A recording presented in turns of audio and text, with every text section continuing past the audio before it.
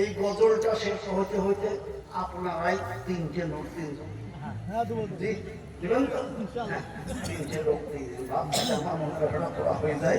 সুবহানাল্লাহ। সাত মুলুকের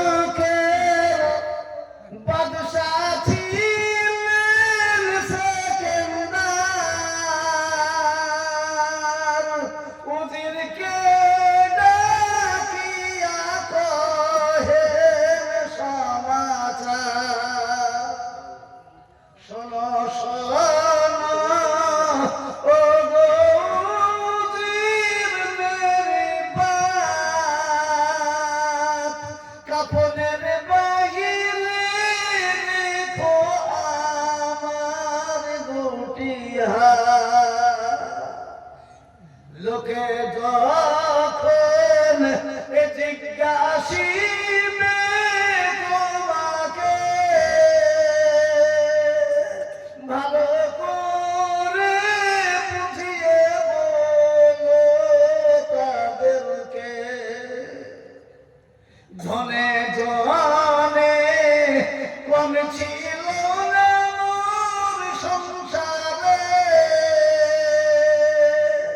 সব ছেড়ে আজ খালি হাতে যাই কবরে।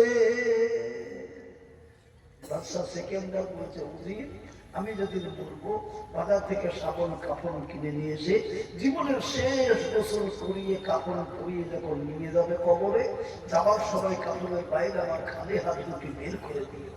লোকে যদি জিজ্ঞেস করে তাদেরকে ভালো করে বুঝিয়ে দিও, বাদশার টাকা পয়সা জমি জায়গা ঘর বাড়ি স্ত্রী পুত্র আত্মীয় স্বজন রাজ্য বিল্ডিং মালাকারা সৈন্য সামন্ত কোনো জিনিসের কমে ছিল না, কিন্তু মালাকার মত এসে গেল, তারা কেউ তার হাত থেকে আমাকে বাঁচাতে পারল না।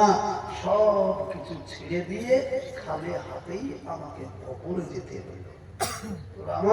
আমার বলার উদ্দেশ্য, যতদিন বেঁচে থাকবো আমরা মাদ্রাসা মসজিদ নিয়ে বেঁচে থাকবো করে বলুন ইনশাআল্লাহ। এই বলে আমি আমার বক্তব্য শেষ করছি।